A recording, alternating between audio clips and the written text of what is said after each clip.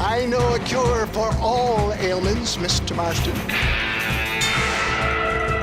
People don't forget. Nothing is forgiven. In this video, we are going to talk about top 10 video game villains.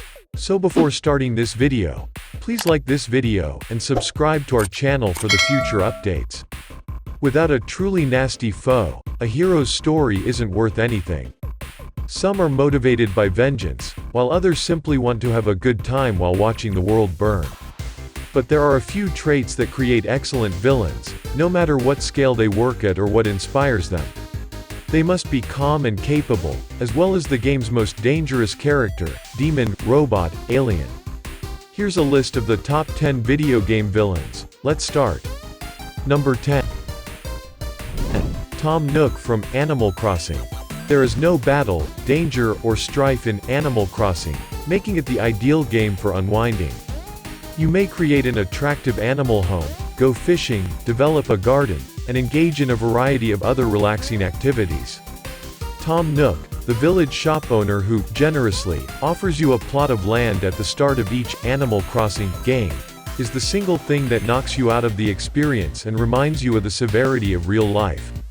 The greedy raccoon uses your contributions to upgrade his cute little general store into a 2-story department store, putting you in massive debt to him.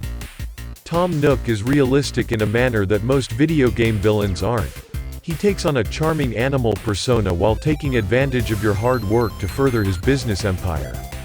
Many people do not consider him a villain, which is precisely what he desires. Keep an eye on the money. Number 9. Bowser from Super Mario Bros. Mario's fire-breathing, spike-shelled enemy is arguably the most well-known of all video game villains, but when you think about it, he's not that good at being a villain. Every attempt he's made to take over the globe has failed, and each time he's been defeated by an Italian plumber. His wicked ideas are rarely rational, and the sheer number of times he's been defeated is embarrassing. Nonetheless, you must admire perseverance. We wouldn't have all of those extremely entertaining Super Mario Bros. Games if Bowser's continual, ill-conceived escapades didn't exist.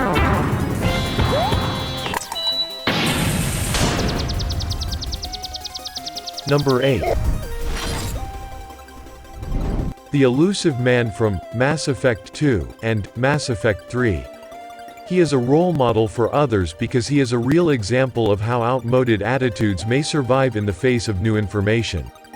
The events of the first Mass Effect take place when humans discover spaceflight and is able to join the Galactic Society, opening up a multitude of technological and cultural growth potential as a result of the extraterrestrial partnership.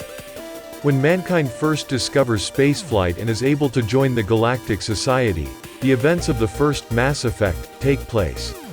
Later in Mass Effect 2, he rose to notoriety as the commander of Cerberus, a pro-human, that is, anti-everyone else, terrorist organization dedicated to attaining what it believes are mankind's most vital goals through violence and sabotage. The sequel to Mass Effect is Mass Effect 2. Despite the fact that there are legitimate concerns about how other creatures regard humans, Cerberus' presence in this setting creates more harm than good. Your job, or am I being volunteered? You always have a choice, Shepard. If you don't find the evidence we're both looking for, we can part ways. But first, go to Freedom's Progress. Number 7. Edgar Ross from Red Dead Redemption.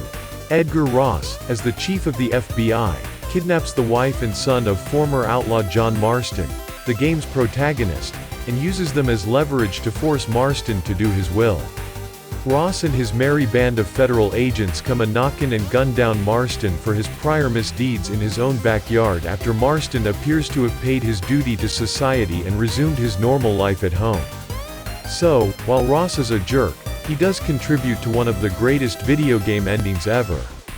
Following the end credits, the player takes on the role of Marston's grown-up son, who follows down the now-retired Ross and challenges him to a duel a few years later. You've probably figured out how it ends. Nothing is forgiven. You here to fight the war? I love patriots! We are all! Thank God you have come. Number 6.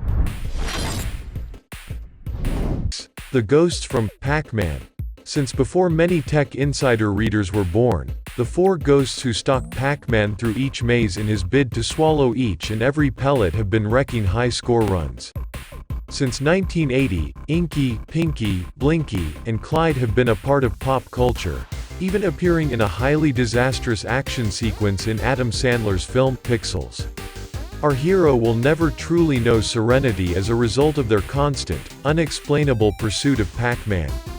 Even when he overcomes them, they return to the fight after a brief respite. Pac-Man just can't seem to get a break. Number 5. Sinister from Sinister. Due to the fact that Sinister is an arcade game from the early 1980s, it doesn't have much of a backstory.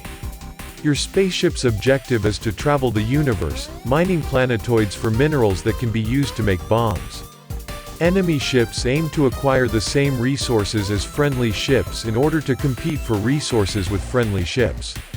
The awful villain you see above arrives once they have amassed enough wealth. Sinister will murder you quickly if you come into contact with his ship. Sinister proudly proclaims his arrival with a digitized voice. It was really amazing for a computer game to talk to you back in 1983. Then proceeds to fly around the screen, killing you if he comes into touch with your ship. It was pretty mind-blowing for a video game to talk to you back in 1983. It's the very worst thing that could happen to you.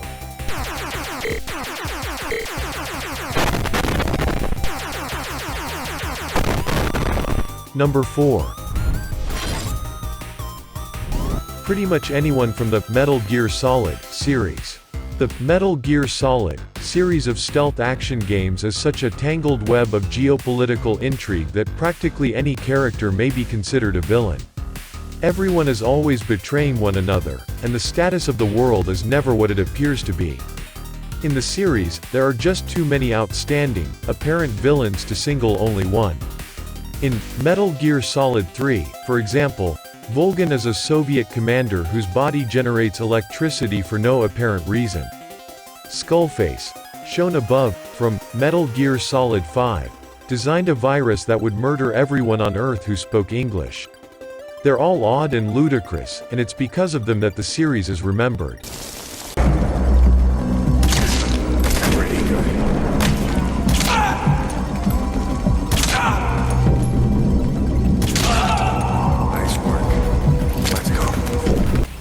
Number 3.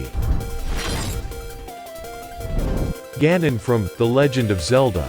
Ganon has been a thorn in the side of every Zelda player since the series began in 1986, either as a green-skinned, orange-haired tyrant or a big pig, often both in the same game.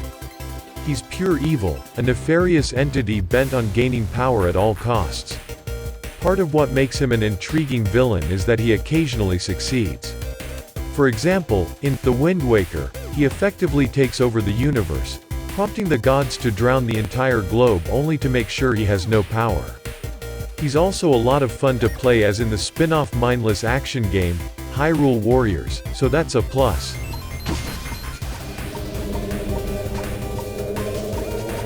Number 2. Rodrigo Borgia from Assassin's Creed 2. There's something compelling about seeing an anime fight evolve on screen. No matter what type of battle is used, fist, blade, or fighting spirit-fueled drill. Since the beginning of the medium, there have been a number of well-known clashes, but these stand out as some of the best anime fights ever seen. An ending is commonly used to depict the culmination of an action sequence or a story since it brings everything the audience has been involved in to a close, with the stakes being the characters' wills and beliefs, as well as their lives. The common sense of the world is flung to the winds of change with each fresh stroke that rips through the air, sometimes in the shape of a sword swing, other times in the shape of a cataclysmic laser aiming at splitting the earth in half. Don't you know what lies within? Or do you need to tell me? Number 1. Your friends in Mario Kart. Mario Kart is one of the most popular video game franchises of all time, and for good reason. They're flawless racing games that anyone can enjoy, and they smooth out the competition by rewarding players in last place with better goodies. Every Mario Kart game is a fun to play with a group of friends on the couch, but things can get heated when power-up distribution gets out of hand. Because one of your cunning buddies struck you with the blue turtle shell item, which zeroes on the player in first place, you can move from first place all the way to the rear of the line. The moral of the story is to only play Mario Kart with individuals you can trust, or with someone you don't intend to hang out with again. What do you think of our video? Let me know in the comment section below. If you enjoy this video and want to hear from me again, be sure to hit that subscribe button before you go.